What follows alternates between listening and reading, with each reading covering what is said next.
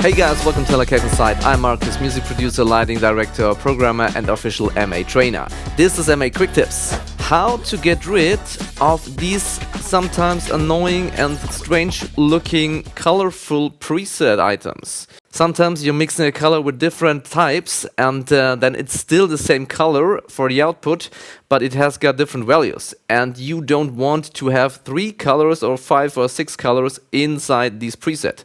What can you do? Just go and make a new appearance. So let's say edit on the appearance and create an image, new image. So you have now added a transparent image to the appearance, and now you can say assign this appearance maybe to that one. And let's give the appearance, for example, a color maybe like this. And the next step will be choosing the same image, which you can also label transparent if you want, and then apply this to the next one, and so you're getting rid of all these colors. Thanks for watching, see you next time, bye bye.